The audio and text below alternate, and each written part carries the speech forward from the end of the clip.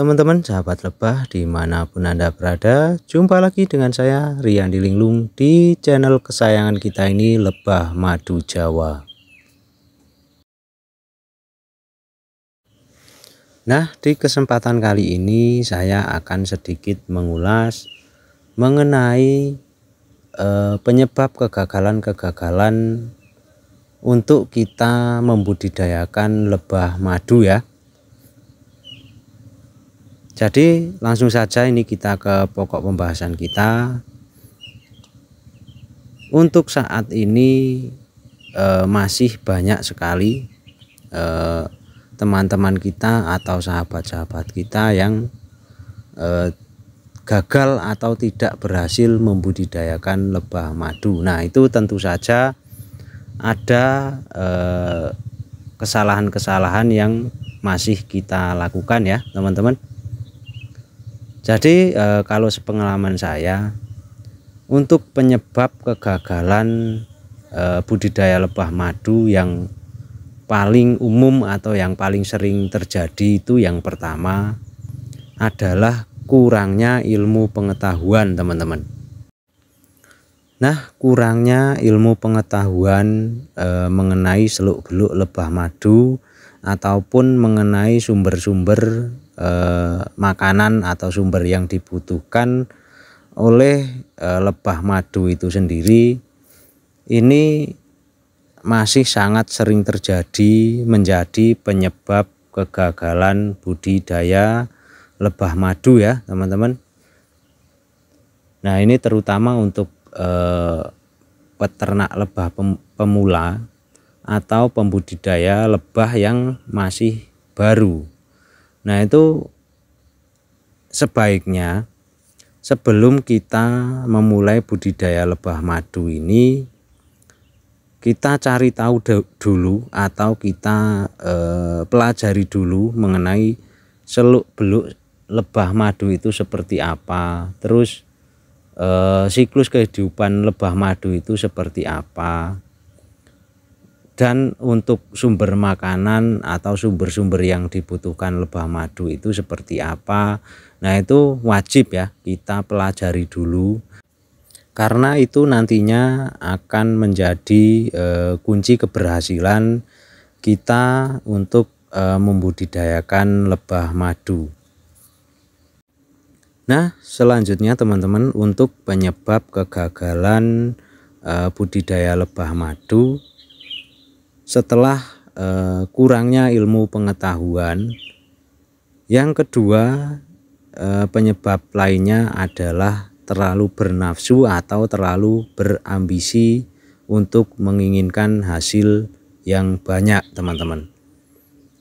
Nah, ini akhir-akhir ini masih sering terjadi ya untuk sahabat-sahabat kita pembudidaya lebah madu, terutama lebah madu pemula atau yang baru mulai.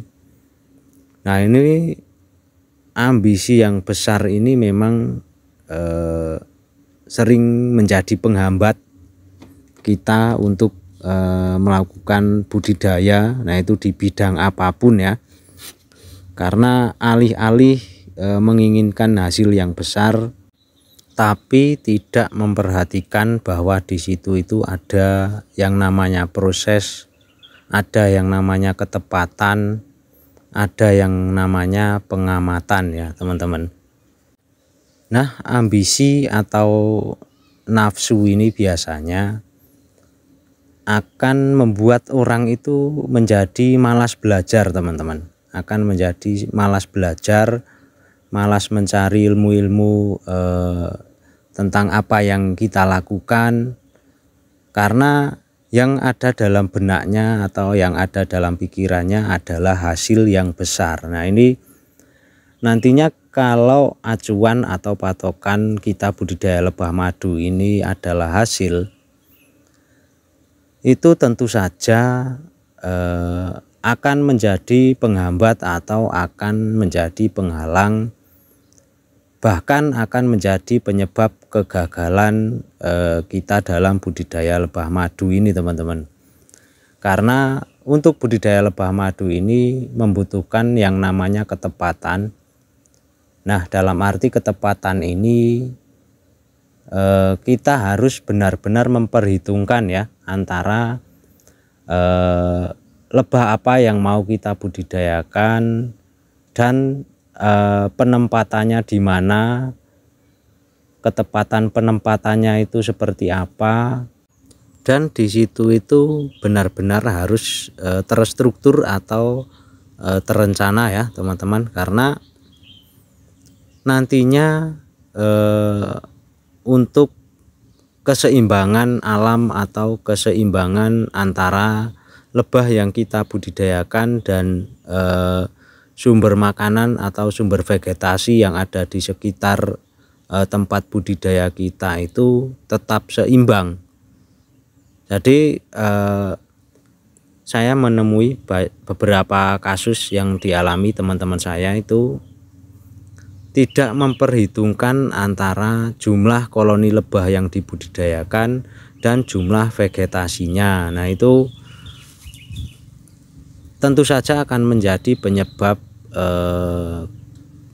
kurang kesestabilan dalam kita melakukan budidaya ya. Karena dalam budidaya lebah madu itu kunci utama adalah keseimbangan antara lebah yang kita budidayakan, jenis lebah yang kita budidayakan, dan keseimbangan vegetasi alam yang tersedia di lokasi budidaya tersebut. Nah, hal ini sangat-sangat penting kita perhatikan ya teman-teman. Jadi keseimbangan antara jumlah koloni yang kita budidayakan dan jumlah vegetasi atau jumlah ketersediaan pakan yang ada di alam sekitar lokasi budidaya kita. Nah, kalau kita tidak perhatikan hal ini, biasanya nantinya akan banyak sekali kendala-kendala yang dihadapi ya.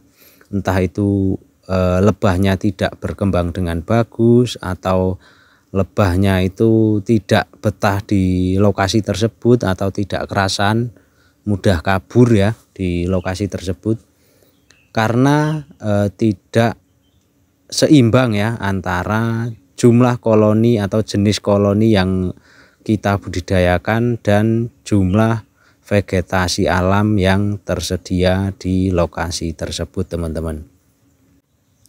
Nah, jadi kesimpulannya di sini, yang harus kita capai itu bukan kesuksesan dari hasil yang kita dapatkan teman-teman, tapi kesuksesan kita dalam budidaya terlebih dahulu. Jadi kalau kita sudah pandai membudidayakan, sudah pandai berbudidaya, nah nanti ini hasil akan selalu mengikuti ya teman-teman.